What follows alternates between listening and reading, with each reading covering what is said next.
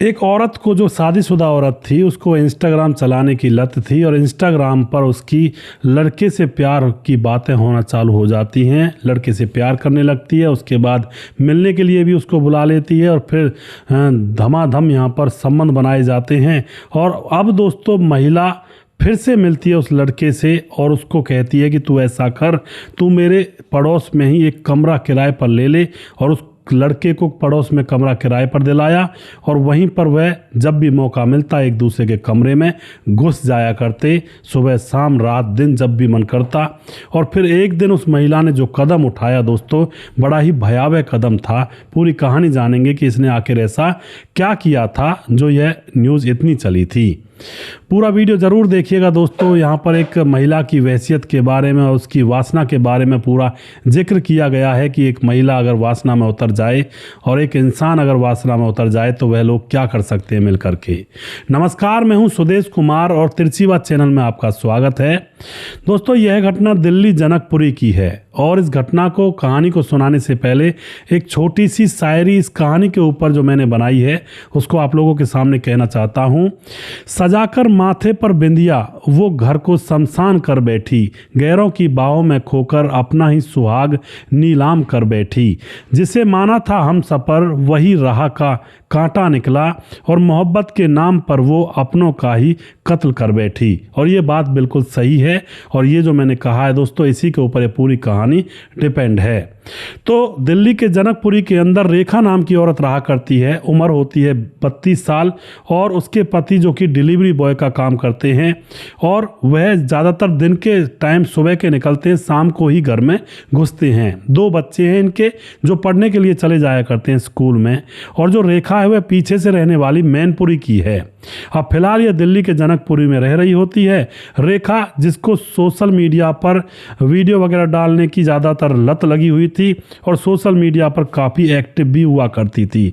Social media पर जब काफ़ी एक्टिव होती है तो लड़के जब उसकी खूबसूरती को देखते हैं तो बहुत सारे लड़के कमेंट्स भी करते हैं कि मैडम हम मिलना है हमें आपसे, आप बहुत ही सुंदर। इस तरह की तारीफ़ें होती हैं। इन तारीफ़ों को पढ़ करके वह अपने मन ही मन मंत्रमुग्ध हुआ करती, बड़ी सहाया करती, बड़ी अपने मन ही मन में खूब मतलब सुंदर बना करती।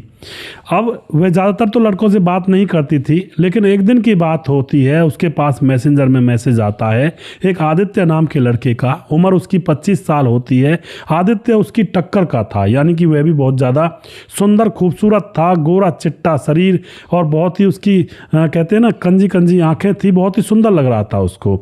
यह सोचती है कि इस लड़के से बात होनी चाहिए, यही माल है असलियत में, बाकी तो सब कंगाल हैं, बाकी तो सब कूड़ा करकट है। अब उस लड़के की कमेंट्स को पढ़ लेती है और उससे बातचीत करने लगती है, हाय हेलो होने लगती है। धीरे धीरे 2-4 दिन और गुजर जाते हैं। 2-4 दिन में ही ये इतनी गंदी गंदी बातों पर आ जाते हैं जैसा कि एक पति पत्नी ही आपस में बात कर सकते हैं। रेखा को यह लड़का बहुत ही अच्छा लगने लगता है और अब इससे कहती है कि भाई मुझे तुमसे मिलना है, चाहे कुछ भी हो जाए, तुम्हारे बगैर तो मुझे रात को अब नींद भी नहीं आती। लड़का भी कहता है कि मुझे भी आपके बगैर अब खाना भी अच्छा नहीं लगता है, आप भी इतनी खूबसूरत हो। दोनों ही एक दूसरे की सुंदरता में और खूबसूरती में फंस चुके थे। और फिर रेखा, जैसे कि उसका पति दिन में वह काम पर जाया करता था, डिलीवरी बॉय का काम किया करता और वह हमेशा रात को शाम को ही आया करता था 8 बजे सब्जी वगैरह लेकर के, उधर से जब काम खत्म हो जाया करता। तो अब रेखा उससे कहती है कि तुम रहते कहाँ हो। वह बताता है कि मैं तो अलीगढ़ रहता हूँ। और रेखा फिलहाल रह रही थी दिल्ली के जनकपुरी में, यानी कि डिस्टेंस काफ़ी था। तो रेखा कहती है कि ऐसा करते हैं तुम मुझसे मिलने के लिए आ जाओ और तारीख और समय बता दिया जाता है कि इतने बजे तुम मेरे घर पर आना। और उसके बाद दोस्तों आदित्य उससे मिलने के लिए उसी के रूम पर पहुंच जाता है और वहां पर आदित्य को जैसे ही घर के अंदर बुलाती है, आदित्य को देखते ही इसके शरीर में सिहरन सी पैदा हो जाती है और उससे लिपट चिपट जाती है। उसको अपने बेडरूम में ले जाती है और कहती है कि बाकी काम बाद में करेंगे, पहले अपना जो भी हमें प्यार करना उसको कर लेते हैं, फिर कोई आए या जाए। तो ये दोनों संबंध बना लेते हैं। और दोस्तों एक बार जब इनके संबंध बन जाते हैं तो अब रेखा के मन में आदित्य बस जाता है और वह कहती है कि अब तो रोज़ रोज़ हमें मिलना चाहिए। लेकिन यह आदित्य कहता है कि मैं ऐसे कैसे मिल पाऊँगा, मैं तो बहुत दूर रहता हूँ। आदित्य के घर वाले और आदित्य खेती बाड़ी किया करते थे, नौकरी वगैरह की उनको कोई ज़रूरत नहीं थी, काफ़ी ज़मीन थी और काफ़ी अच्छी फसल पैदा हो जाया करती थी। लेकिन दोस्तों अब यह दूर तो था ही, उस दिन तो चला जाता है।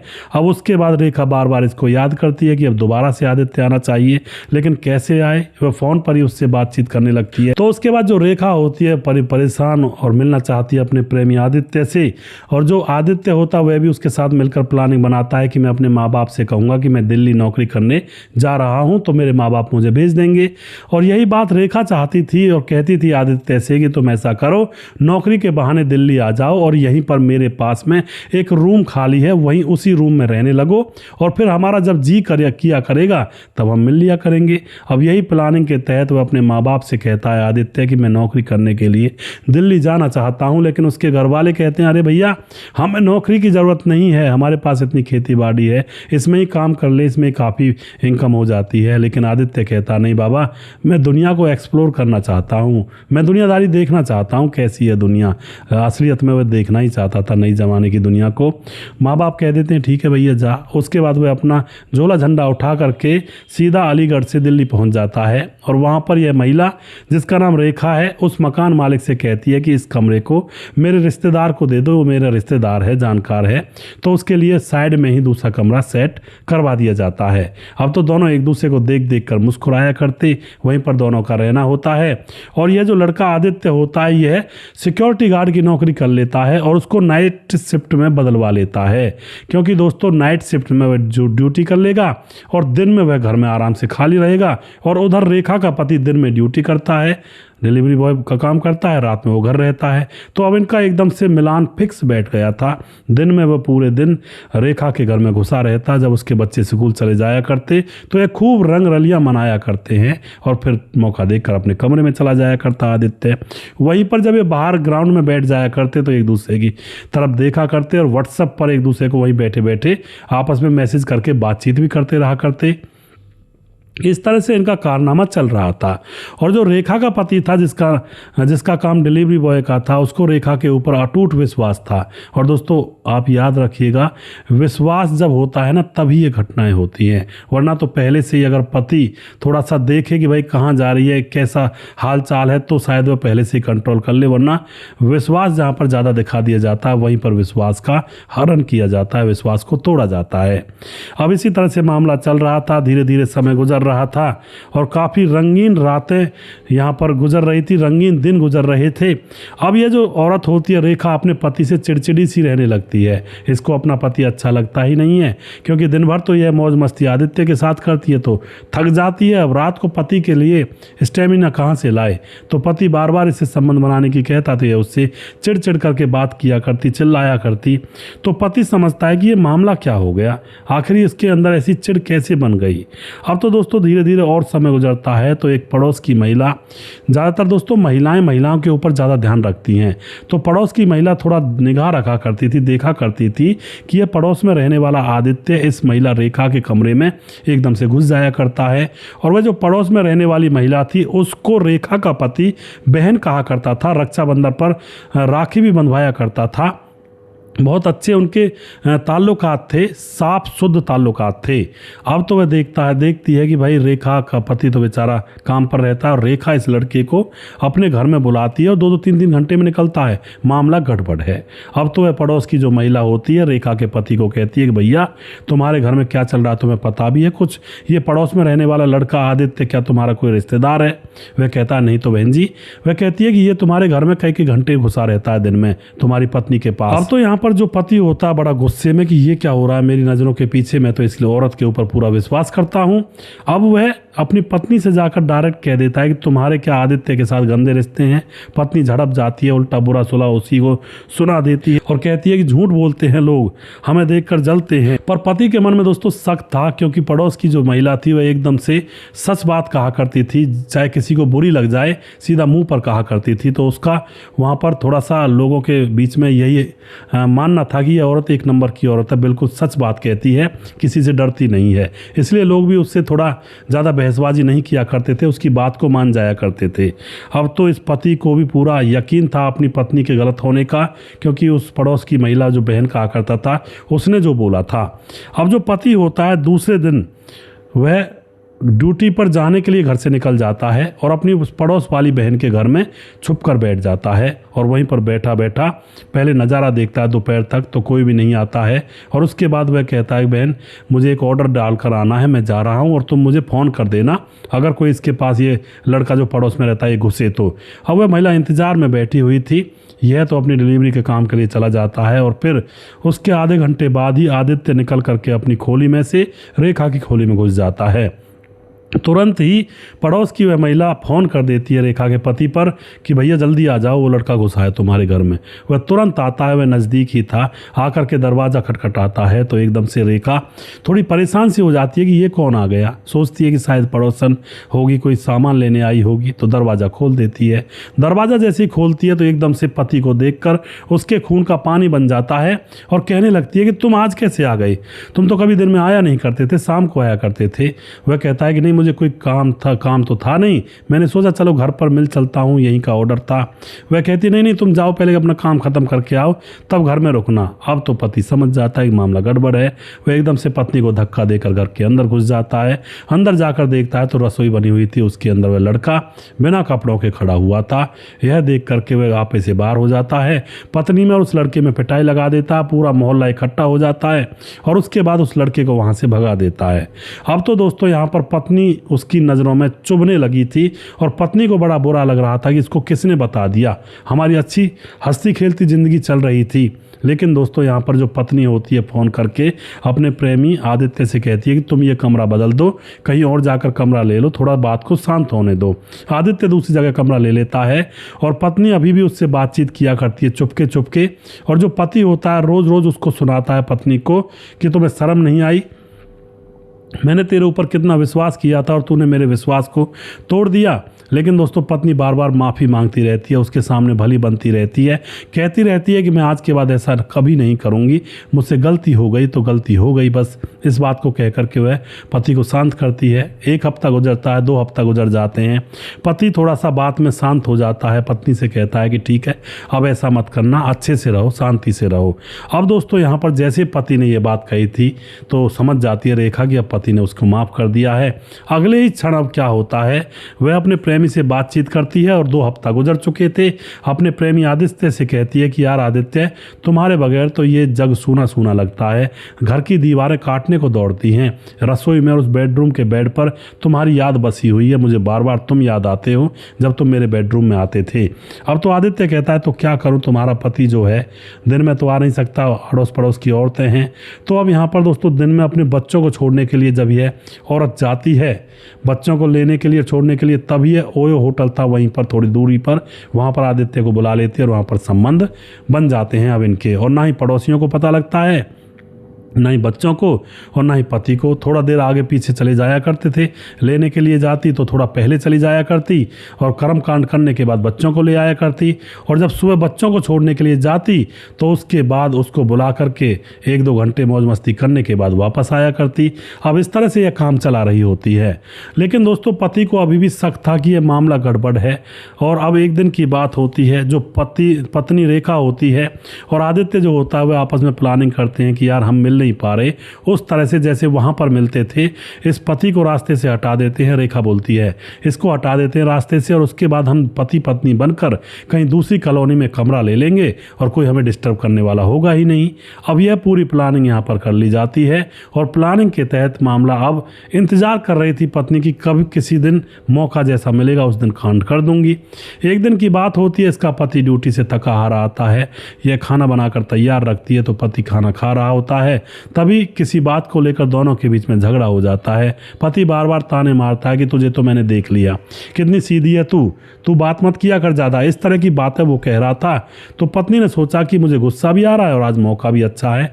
वहीं से सिलबट्टे का जो बट्टा होता है ना चटनी पीसने वाला पत्थर का, उसको उठाती है और उसके पीछे से सर पर वार कर देती है।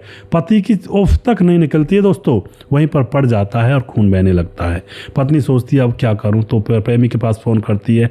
प्रेमी कहता है आदित्य कि तुम ऐसा करो, कुछ मत करो, चुपचाप सो जाओ और सुबह जब उठो तो कहो कि मेरे घर में चोरी हो गई, कोई मेरे पति को मार कर चला गया और घर का जो सामान है सारा बिखेर दो और सो जाओ। अब तो ये महिला चालाक बन रही थी अपने मन में। अपने घर में आटे का ड्रम रखा था, उसको भी बिखेर दिया कि भाई चोर ने शायद आटे के अंदर गहने जेवरात ढूंढे होंगे। अलमारी के कपड़े फैला दिए, सारा घर तहस नहस कर दिया। पति वहीं पर मृत पड़ा हुआ था और फिर खुद सो जाती है। सुबह होते ही ड्रामा करने लगती है, लोग इकट्ठे होते हैं, देखते हैं पति की हत्या हो गई है और कहती है कोई मेरे पति को मार गया, चोरी कर गया हमारे घर में। अब पुलिस को बुलाया जाता है, जो वह महिला होती है जो इसके पति की बहन बनी थी, और वह समझ जाती है कि मामला गड़बड़ है यहाँ पर, ऐसे तो कोई चोरी नहीं कर सकता, ना ही हत्या कर सकता, और फिर इसको क्यों छोड़ गया, इसकी भी तो हत्या कर देता चोर। और पुलिस को फ़ोन कर देती है और कहती है मुझे शक है इस आदमी की पत्नी ने ही इसकी हत्या की है, क्योंकि यह एक लड़के से प्यार करती थी। अभी अभी कुछ हफ्ते पहले इन दोनों के बीच में झगड़ा हुआ था, उसने इसको रंगे हाथों पकड़ा भी था। अब तो यहाँ पर दोस्तों पुलिस अपनी छानबीन करती है और उस पड़ोसी महिला के कहने पर इस महिला को अरेस्ट किया जाता है। उधर पोस्टमार्टम रिपोर्ट आती है और इधर इस रेखा को पकड़ा जाता है, पूछताछ की जाती है, तो वह सारा राज खोल देती है कि यह पति मेरे प्यार में रोड़ा बन रहा था, इसलिए मैंने अपने प्रेमी के साथ मिलकर प्लानिंग बनाई और इसकी हत्या कर डाली। तो उस लड़के जिसका नाम होता है आदित्य, उसको भी पकड़ा जाता है, इस महिला को भी पकड़ा जाता है, दोनों को जेल में डाल दिया जाता है। तो इस तरह से यहाँ पर मामला होता है। तो दोस्तों कहानी के अंत में एक बात और कहना चाहता हूँ, वफा की आड़ में जो खंजर छुपाए बैठी थी वो अपने घर की ही नींव को गिराए बैठी थी। पति की लाश पर रोने का ढोंग क्या करना जब तू खुद ही मौत का सामान सजाए बैठी थी। तो यह थी वो पत्नी जिसने अपने ही घर को हंसते खेलते परिवार को उजाड़ लिया। पति की मौत हो गई, खुद जेल में चली गई, 2 बच्चे बेचारे अनाथ हो गए, अब वो अनाथ आश्रम के अंदर हैं। और यह लड़का जो कि अभी शादी भी नहीं की थी, जिसने घर वालों से कहकर आया था मैं नौकरी करने जा रहा हूँ, और अपनी ज़िंदगी शुरुआत होने से पहले ही इसने अपनी ज़िंदगी को नरक बना दिया। अब सारा जीवन यह इसी उसमें रहेगा, इसके ऊपर कलंक लग गया, कहीं भी जाएगा सब लोग ये कहेंगे कि तूने ऐसा करवाया अपनी प्रेमिका से। और यह औरत अब ज़िंदगी भर जेल में रहेगी। अब देखते हैं वहाँ पर किससे प्यार करती है, कैसे अय्यासी करती है। तो इस तरह के कांड हो जाते हैं दोस्तों समाज, देश और दुनिया के अंदर। आप क्या कहना चाहते हो इस घटना के बारे में, अपनी राय कमेंट बॉक्स में लिख सकते हैं। और जैसा जैसा घटित होता है समाज के अंदर वो मैं आपके सामने कहानियों के रूप में लेकर आता रहता हूं। और मुझे उम्मीद यही है कि आप लोगों की समझ में ये घटनाएं अच्छी तरह से आती होंगी मेरा वीडियो देखने के बाद, क्योंकि मैं कोशिश करता हूं कि किसी भी कठिन से कठिन केस को साधारण शब्दों में आपके सामने कहानी का प्रारूप देकर प्रस्तुत करूं, जिससे कि आप लोगों को कहानी के बारे में प्रॉपर तरीके से जानकारी हो पाए। तो दोस्तों जो भी कुछ कहना चाहते हैं अपनी राय कमेंट बॉक्स में लिख सकते हैं। वीडियो के लास्ट में कुछ भाइयों के नाम जरूर लेना चाहूँगा जो हमारे वीडियोज़ को देखते हैं और हमें खूब सपोर्ट करते हैं। हमारे साथ हैं धीरज बनवाल कमेंट करते हैं, मुस्तकीम खान कमेंट करते हैं यूपी 51 बस्ती से, उसके बाद विष्णुदत्त कमेंट करते हैं, उसके बाद समाधान पाटिल जलगांव महाराज से, राम गोसाई हमारे भाई लगातार कमेंट करते हैं, भीमदत्त जोशी कमेंट करते हैं, मनोज श्रीवास्तव जी कमेंट करते हैं, गोपालगंज बिहार 28 वार्ड नंबर 23 से कमेंट करते हैं, विनोद कुमार कासगंज कमेंट करते हैं, सर मेरा भी नाम लीजिए, मैं आपकी वीडियो रेगुलर सुनता हूँ देखता हूँ, बहुत बहुत धन्यवाद करते हैं विनोद भाई आपका। और सुजीत कुमार नमस्कार गुरुजी, राधे राधे जी। और उसके बाद दशरथ कुशवाहा कमेंट करते हैं, श्रीनिवास बघेल कमेंट करते हैं, अजय पासी यार कमेंट करते हैं, सुमेर एस हैं, और कुमार सोनू और विमलेश कुमार कमेंट करते हैं, मोनू जैन कमेंट करते हैं, लक्ष्मण ढेलू हैं कमेंट करते हैं, उदय नारायण कमेंट करते हैं, और उसके बाद हमारे साथ हैं गुरप्रीत सिंह कमेंट करते हैं, और उसके बाद हमारे साथ सूरज डी हमारे भाई लगातार कमेंट करते हैं, और राम गोसाई हमारे भाई लगातार कमेंट करते हैं, राधे श्याम शर्मा श्री जयपुर राजस्थान से कमेंट करते हैं, और राम मोहम्मद यासीन लाहौर पाकिस्तान से कमेंट करते हैं, राजकिशोर चौरसिया महाबलेश्वर महाराज से कमेंट करते हैं, दुर्योधन भाई कमेंट करते हैं, और उसके बाद छगनदास खारडामान राजस्थान से कमेंट करते हैं, और सुशील चौधरी हमारे भाई लगातार कमेंट करते हैं। दोस्तों जिस भाई का नाम रह गया उस भाई का नाम अगले वीडियो में ज़रूर लूँगा, और अगला वीडियो बहुत जल्दी फिर से लेकर आऊँगा। तब तक आप खुश रहें, सावधान रहें। जय हिंद, जय भारत।